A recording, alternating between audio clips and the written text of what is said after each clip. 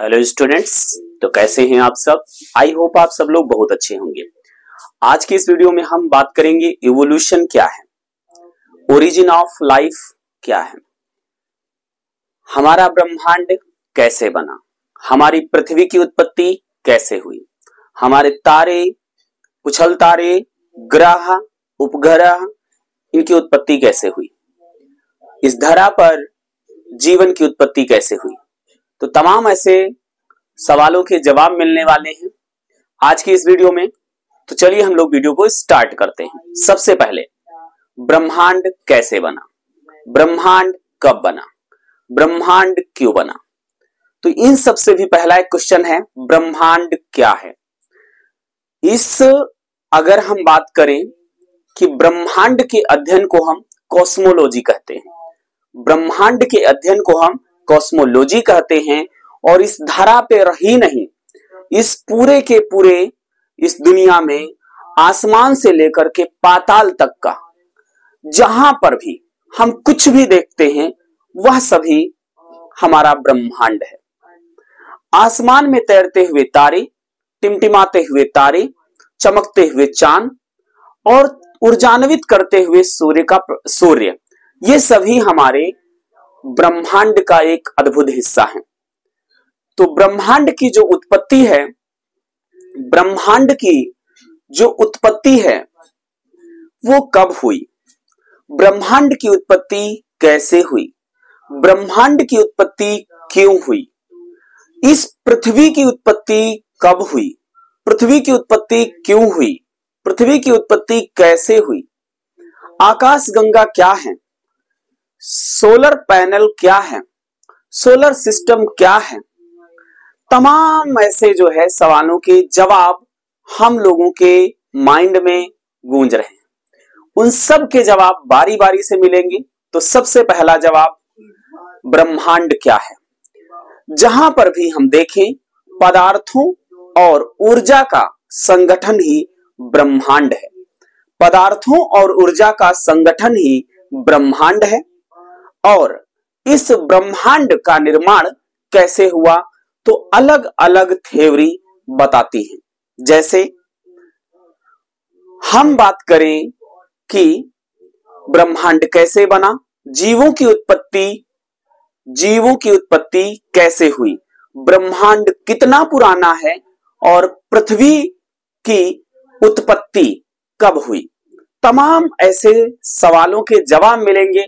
आपको वीडियो में बने रहना है ताकि आपको बेहतरीन आंसर और आपके जितने भी डाउट हों वो सभी क्लियर हो सके। हमारी पूरी ब्रह्मांड में लगभग 13 अरब जो है गैलेक्सीज हैं, मंदाकिनी हैं, आकाश गंगाएं हैं।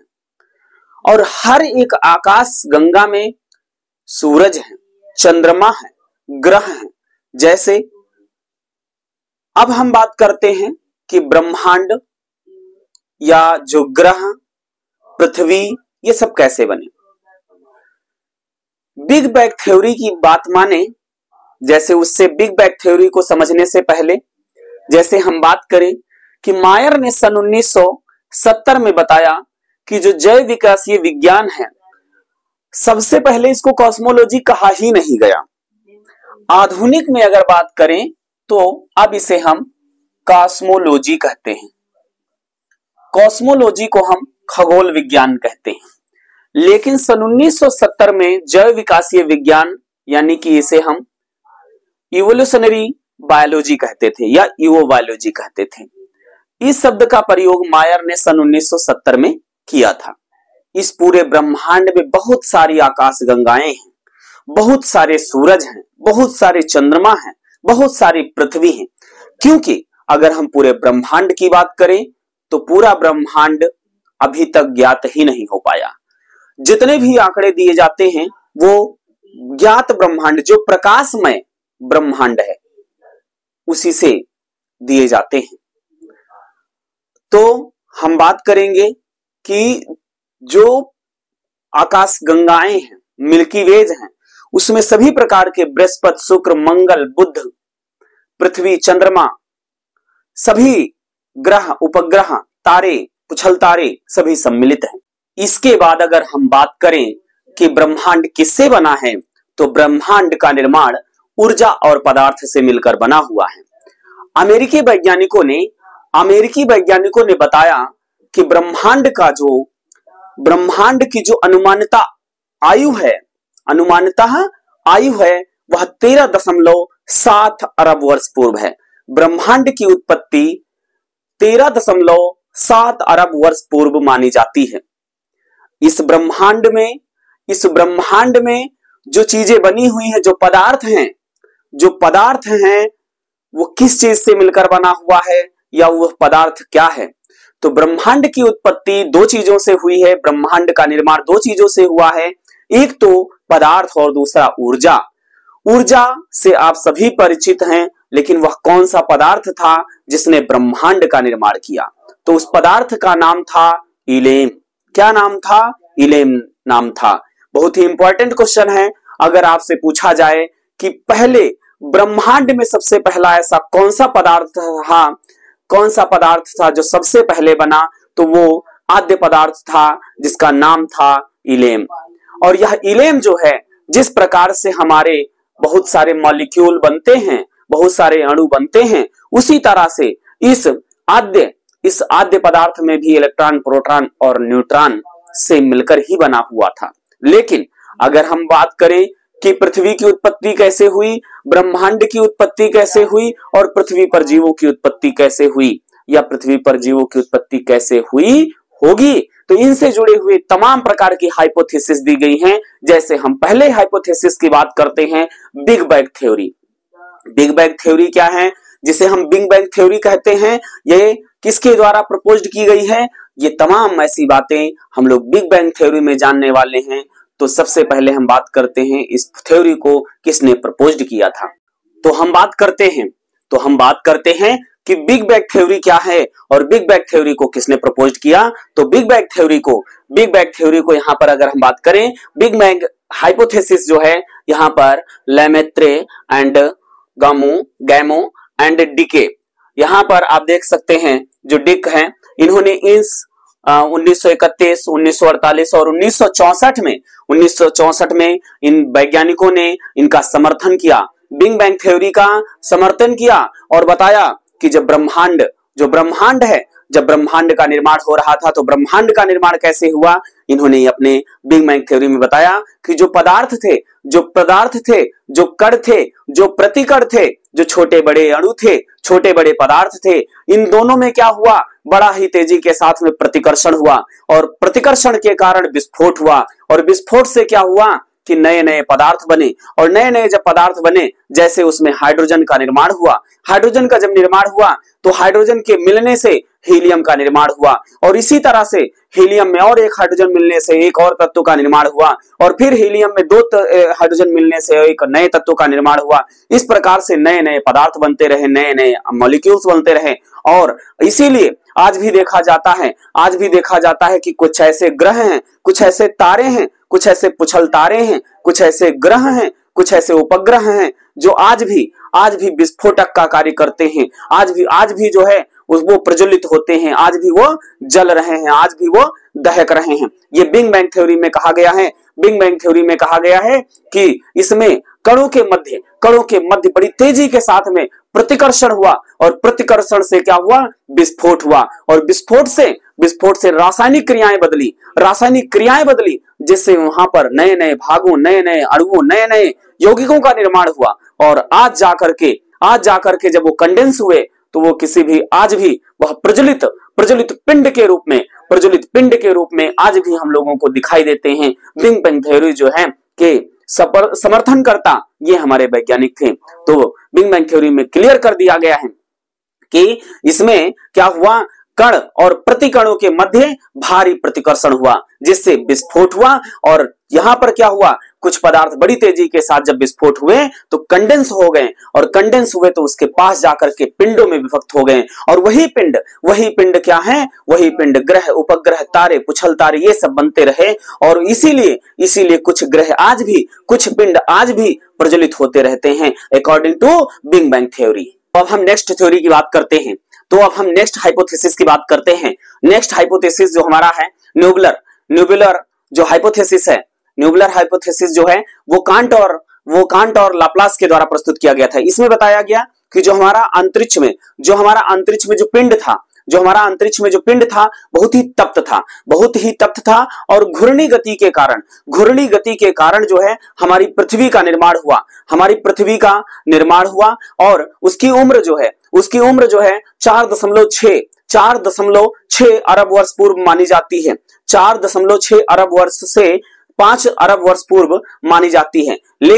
लेकिन अगर हम बात करें, इसमें बताया गया कि सबसे पहले तप्त और घूर्णित गति के कारण सूर्य का निर्माण हुआ और फिर धीरे धीरे क्या हुआ कि उसी से हमारा पूरा का पूरा जो सोलर सिस्टम था उसकी उत्पत्ति हुई। लेकिन बहुत सारे हमारे आधुनिक वैज्ञानिकों ने, जैसे आर्हीनियस और भी बहुत सारे वैज्ञानिकों ने इस न्यूबुलर हाइपोथेसिस को गलत बताया, और उन्होंने बताया कि पृथ्वी की जो उत्पत्ति है वो 4.6 अरब वर्ष ही है, 4.6 अरब वर्ष ही है। लेकिन पृथ्वी पर या हम अगर बात करें पूरे यूनिवर्स में पृथ्वी की उत्पत्ति या सोलर सिस्टम की उत्पत्ति उस प्रकार से न्यूबुलर सिस्टम से नहीं हुई, न्यूबुलर हाइपोथेसिस से नहीं हुई। इन्होंने बताया कि जैसे पहले बहुत सारा जो घूर्णित या संघनित जो पदार्थ था उससे हमारा पूरा का पूरा सूर्य का निर्माण हुआ, और सूर्य का निर्माण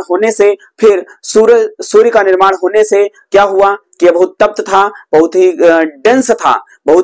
डेंस था और घूर्णी गति के कारण इस सूरज से टुकड़े निकलते रहे और हमारा सोलर सिस्टम का निर्माण हुआ। और इस प्रकार से हमारा शुक्र, शनि, मंगल, बुध, वरुण, अरुण, पृथ्वी इन सब का निर्माण हुआ। और चंद्रमा का निर्माण पृथ्वी से माना जाता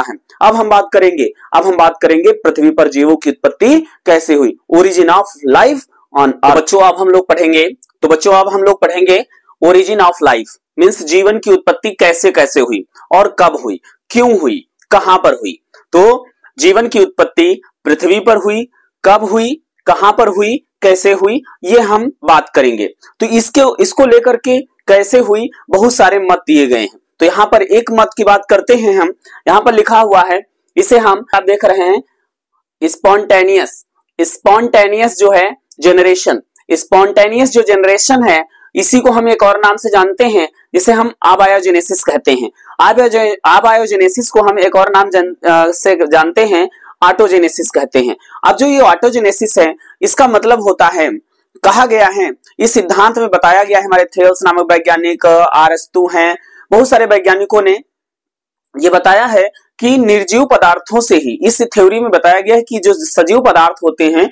उनकी उत्पत्ति निर्जीव पदार्थों से होती है। जैसे यहां पर आप देखें कि 624 बीसी से लेकर के 300 सालों यानी कि आज से 300 साल पहले तक का लोग यही मानते रहे हैं कि जितने भी सजीव, जितनी भी जातियां, जितने भी जंतु, जितने भी जीव बने हैं वो सभी निर्जीव पदार्थ से बने हैं। यहां तक कि हमारे एक वैज्ञानिक हैं जिन्हें हम वान हेलमोंट के नाम से जानते हैं। इन्होंने तो हद कर दी सन 1642 में। सन 1642 में इन्होंने एक बंद अंधेरे कमरे में एक कमीज लिया, एक शर्ट लिया, एक कपड़ा लिया और उसको पसीने में मिला लिया। पसीने में मिलाने के बाद में यहां पर देखेंगे गेहूं ले लिए, उस कमीज में गेहूं ले लिया। अब गेहूं में, उस कमीज में क्या था, पसीना था, गेहूं ले लिया, ठीक है, और क्या करा, अंधेरे कमरे में रख दिया। और अंधेरे कमरे में रखा तो 21 दिन के बाद में उन्होंने दावा दिया कि इसमें क्या बन गए भाई, चूहे बन गए।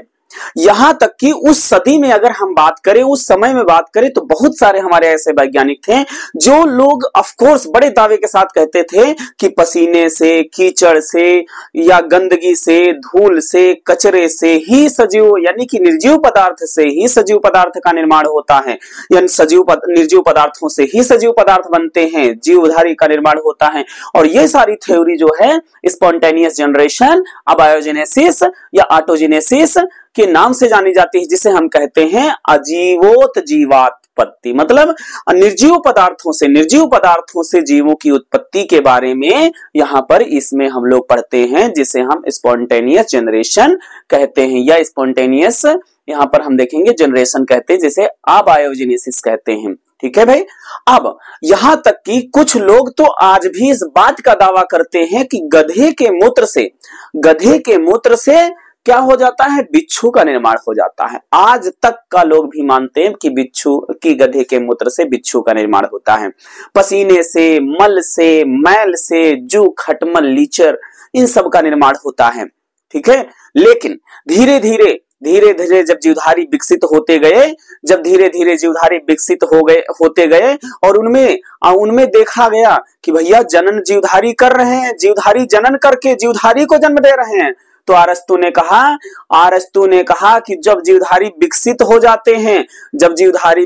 जाते हैं तो वह स्वयं जनन के द्वारा नए जीवों को उत्पन्न कर लेते हैं। लेकिन अभी इस बात को मानने से इनकार कर रहे थे कि नई जातियों की उत्पत्ति भी जीवित पदार्थों से होती है। क्यों? क्योंकि वो आज भी मान रहे थे कि सिर्फ और सिर्फ बड़े जातियों का विकास ही जनन के द्वारा होता है, बल्कि नई जातियों की उत्पत्ति आज भी निर्जीव पदार्थों से ही होती है, कीचड़ से होती है, पसीने से होती है, कचरे से होती है।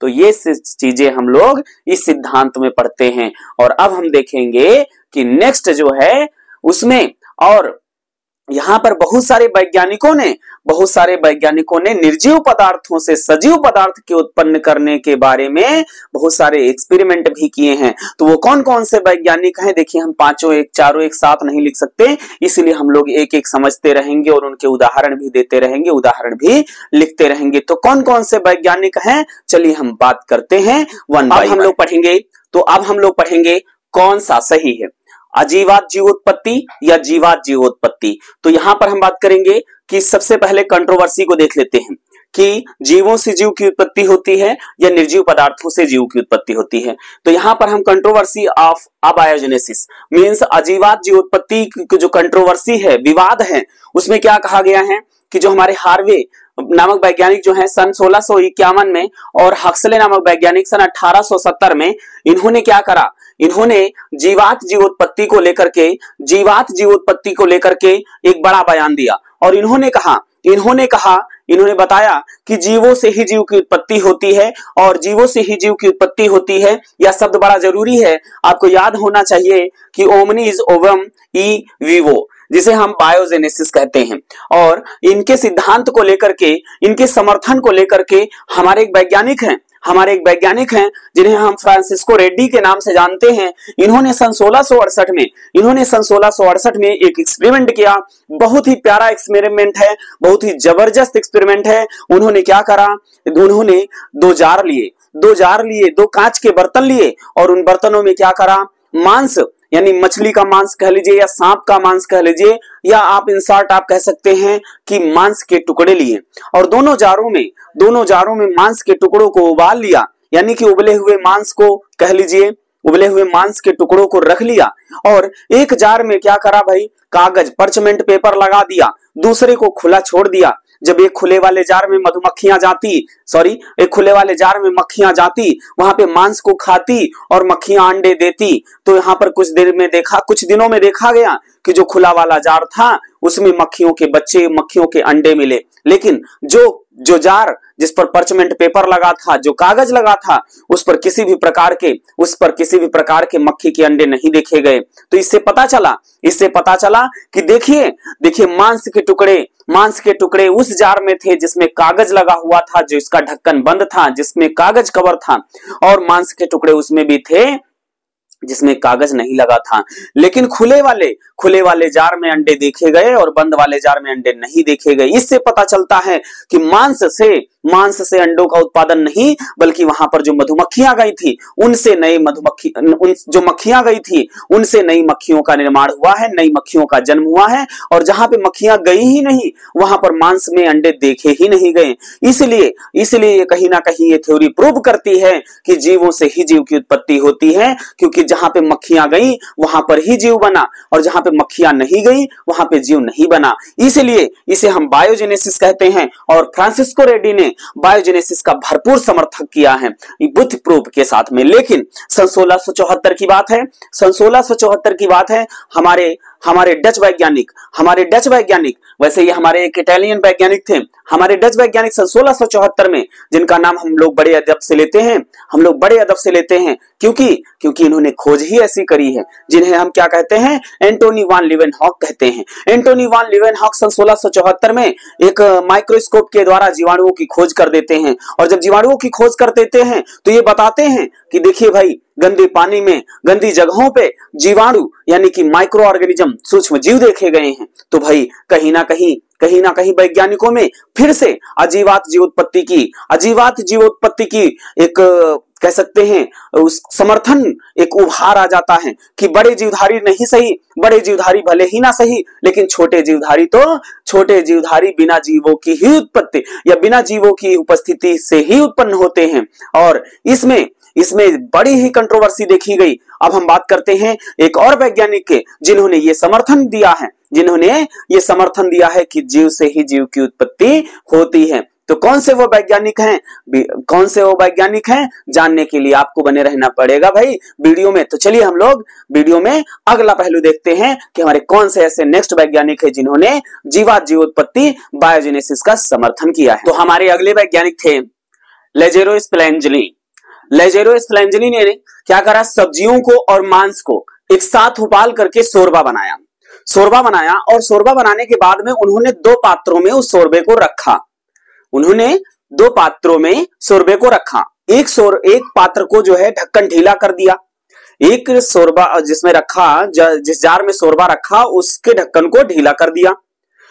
दूसरे वाले जो जार था जिसमें शोरबा रखे थे, सब्जियां और मांस को मिला करके शोरबा बना के रखे थे, उसको टाइटली सील कर दिया गया। कुछ समय के बाद में देखा गया जिस जार का ढक्कन ढीला था उसमें सूक्ष्मजीव दिखे गए, उसमें कीड़े दिखे गए। तो उसके बाद में दूसरा जो जार था जो टाइट था उसमें जीवाणु नहीं देखे गए, उसमें कीड़े नहीं देखे गए।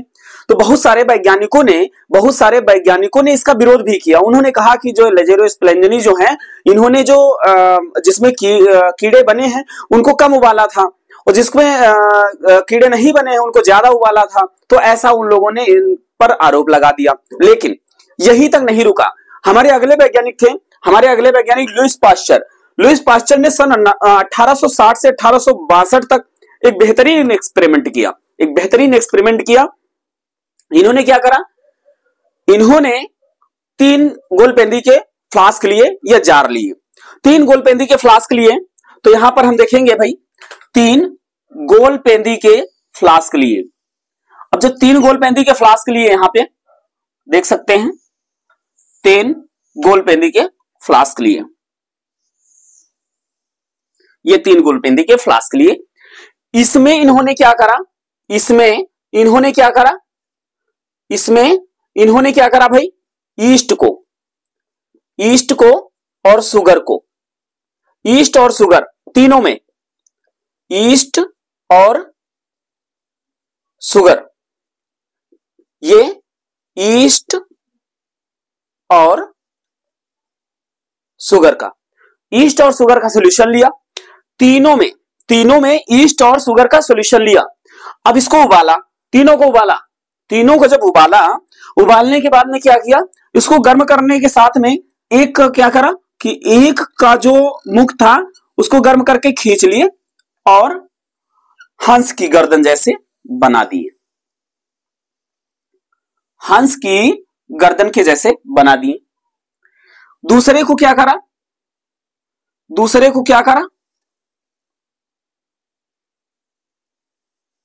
ऐसे कर दिए। और तीसरे में कुछ करा ही नहीं। कुछ समय के बाद देखा गया, इसमें ये जो एक्सपेरिमेंट किया गया, ये फ्रांसिसियो जो हमारे फ्रांसीसी वैज्ञानिक हैं, लुईस पाश्चर, फ्रांसीसी वैज्ञानिक हैं हमारे,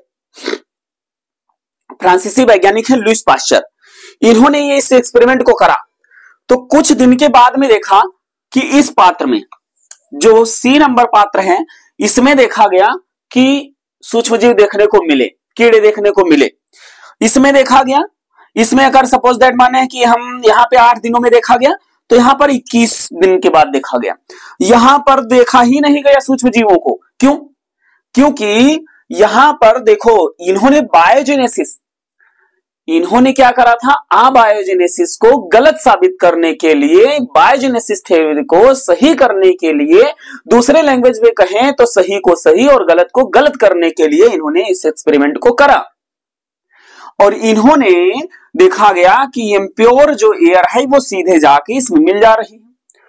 तो जो बैक्टीरिया है, जो माइक्रो ऑर्गेनिज्म है, यहाँ पे जाएंगे जब किण्वन कराएंगे तो भैया सूक्ष्म जीव पहुंच गए, तो बड़े जीवधारियों का जन्म होना तय है, विकसित होना तय है, क्योंकि जीवात जीव उत्पत्ति, जीवों से ही जीव की उत्पत्ति होती है, बायोजेनेसिस।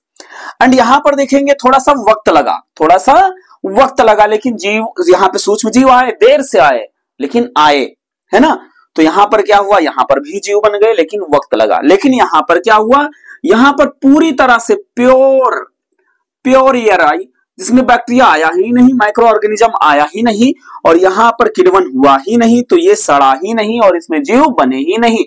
तो इस प्रकार से जीवों से ही जीव की उत्पत्ति होती है। बायोजेनेसिस की थ्योरी जो है यहां पर इस सिद्धांत के बाद में सिद्ध हो जाती है।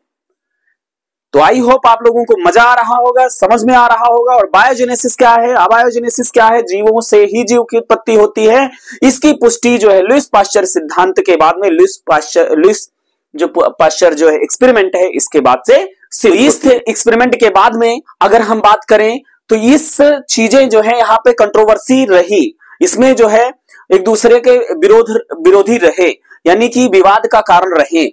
तो ये था एक हमारा जो है, जिसको हम लोग जो है स्पॉन्टेनियस जेनेसिस या जनरेशन एंड अबायोजेनेसिस या ऑटोजेनेसिस कहते हैं। तो ये क्लियर हुआ। एंड नेक्स्ट थ्योरी है, जो नेक्स्ट हमारी थ्योरी है, इसको अगर 1 से लिखें तो नेक्स्ट थ्योरी हमारी जो आएगी, भाई नेक्स्ट थ्योरी कौन सी आती है देखते हो दोस्तों।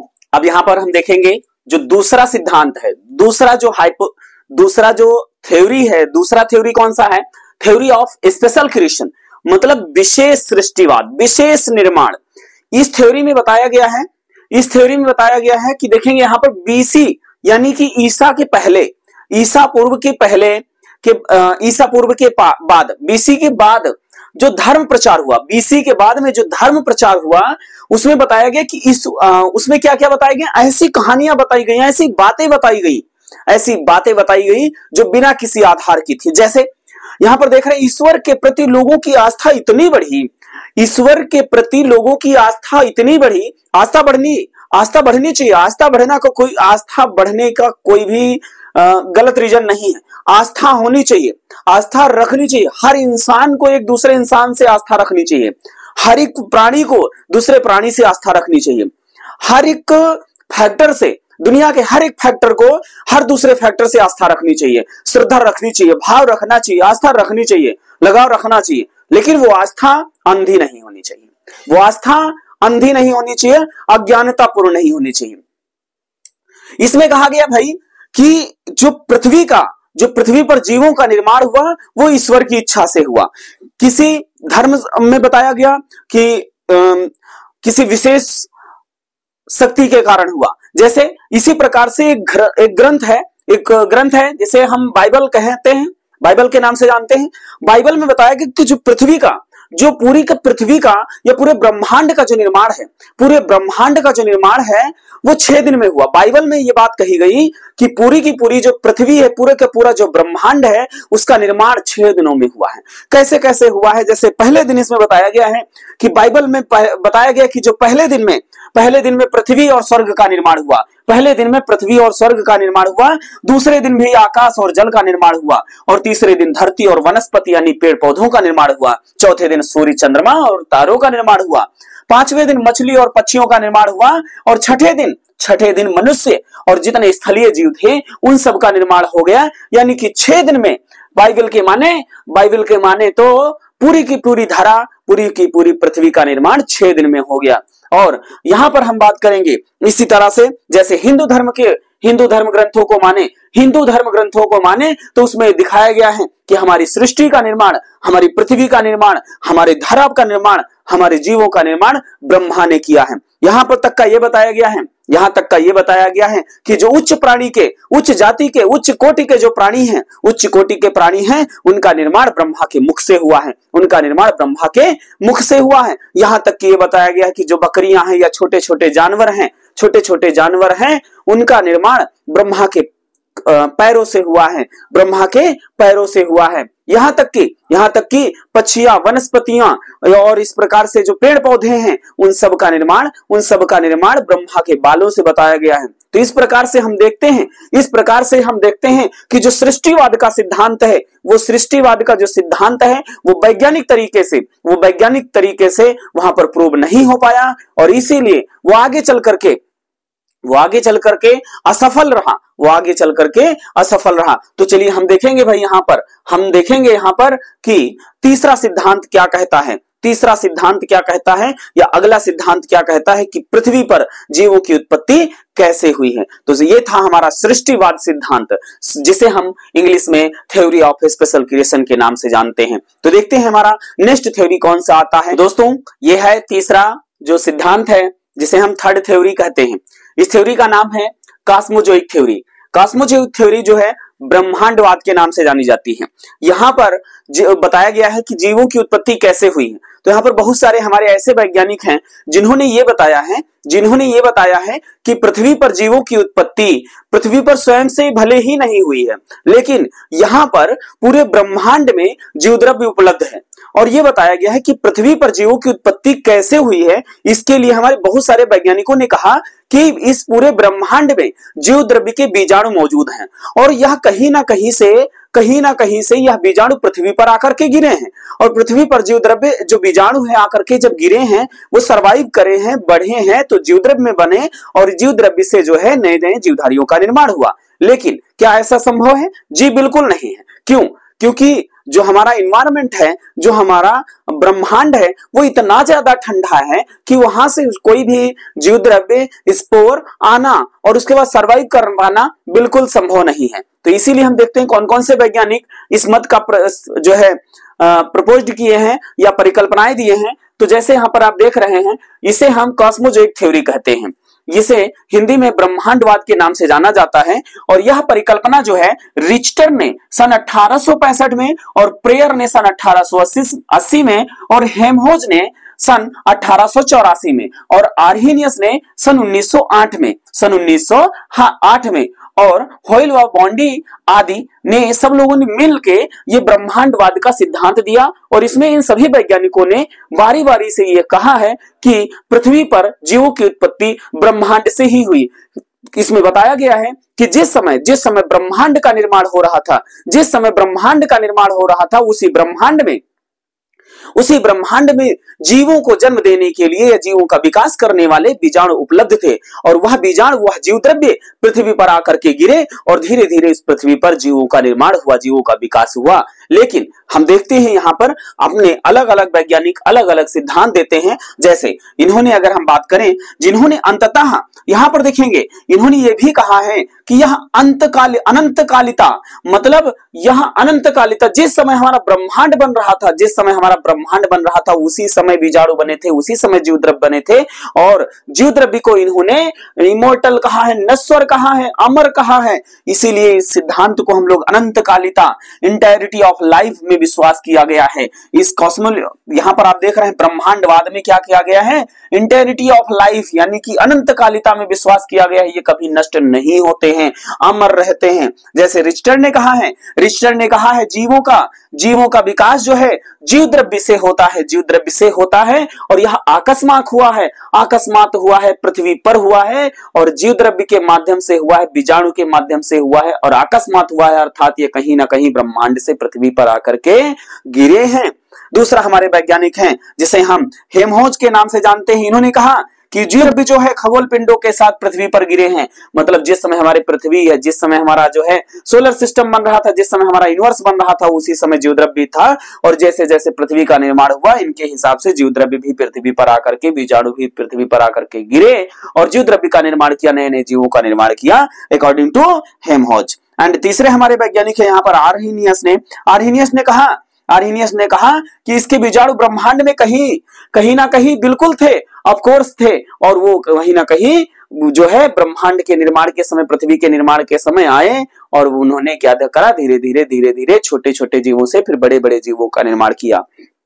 अब यहाँ पर हम देखेंगे, यह परिकल्पना जीवन की उत्पत्ति का मूल सिद्धांत ही नहीं था, क्योंकि इसमें यह पूछा गया जीवन की उत्पत्ति कहां से हुई है, तो इसमें यह बताया ही नहीं गया है कि जीवन की उत्पत्ति कहां से हुई है। इसीलिए इस परिकल्पना को पूरी तरह से फ्लॉप माना गया है, गलत माना गया है, क्योंकि यह जो क्वेश्चन पूछा जा रहा था उसका सटीक आंसर ही नहीं है। तो अब हम बात करते हैं नेक्स्ट थ्योरी कौन सी है, और वो हमारी लास्ट थ्योरी है। तो बच्चों ये आ गया है हमारा चौथा सिद्धांत, जिसमें यह बताया गया है कि पृथ्वी पर जीवों की उत्पत्ति कैसे हुई है, जिसे हम क्या कहते हैं प्रलयवाद सिद्धांत। प्रलयवाद सिद्धांत को हम लोग क्या कहते हैं,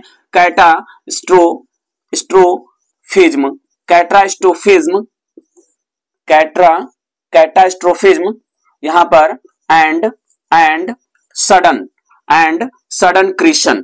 क्रीशन मतलब अचानक से इसमें बताया गया। हमारे एक वैज्ञानिक है क्यूयर, उन्होंने बताया कि पृथ्वी पर समय समय पर क्या आते रहते हैं, पृथ्वी में बदलाव आते रहते हैं, पृथ्वी में प्रलय आती रहती है, पृथ्वी तहस नहस हो जाती है, बड़े बड़े हिमालय पर्वत धस जाते हैं, खाई बन जाते हैं, सागर बन जाते हैं।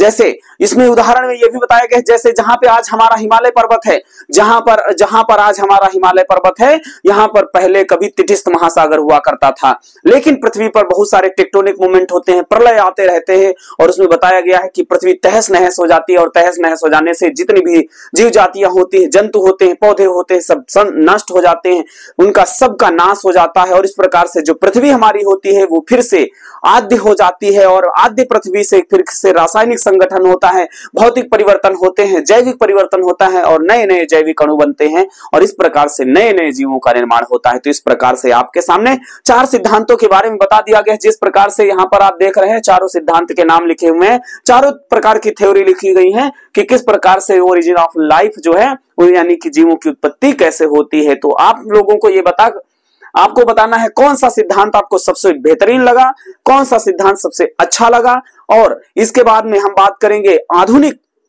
जो मॉडर्न थ्योरी है। तो मॉडर्न थ्योरी में ए.आई. ओपेरिन को हम लोगों को पढ़ना है और स्टैनली मिलर को पढ़ना है। ए.आई. ओपेरिन को पढ़ना है और स्टैनली मिलर को पढ़ना है, जो कि बहुत ही महत्वपूर्ण है। तो अगर मैंने देखा इस वीडियो पे आप लोगों का ढेर सारा सपोर्ट मिल रहा है, इस वीडियो पे ढेर सारा आप लोगों का प्यार मिल रहा है, तो उस वीडियो को भी मैं बहुत ही बेहतरीन तरीके से, बहुत ही अच्छे तरीके से बना के आपके सामने प्रेजेंट करूंगा। और इसलिए वीडियो अगर आप लोगों को थोड़ा भी अच्छी लगी, थोड़ा भी जानकारी आपको मिली, तो इस वीडियो को बहुत ज्यादा से ज्यादा शेयर करिए, बहुत से ज्यादा लाइक करिए, एंड इसको आप लोग जो आपका फेसबुक है, व्हाट्सएप ग्रुप है, उन कहीं ना कहीं पर आप इसको जरूर शेयर करें, क्योंकि इस वीडियो में आपको मात्र 100 लाइक का टारगेट है। अगर इस वीडियो में 100 लाइक आ जाते हैं, 100 लाइक आते हैं, तो जल्द ही आपका सेकंड जो पार्ट है जिसमें हम लोगों को ए.आई.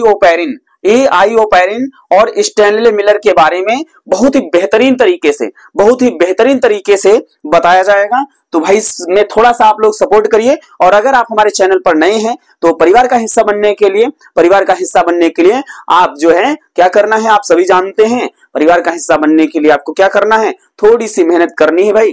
क्या करना है आप लोगों को, क्या करेंगे भाई, आपको इस पर करना है क्लिक। क्या करना है, इस पर करना है क्लिक। और वीडियो अगर आप लोगों को अच्छी लगी तो आप लोग जो है इस वीडियो को शेयर करना ना भूलिए। एंड फिर मिलते हैं नई जानकारी के साथ नई वीडियो में। तब तक के लिए bye bye and take care.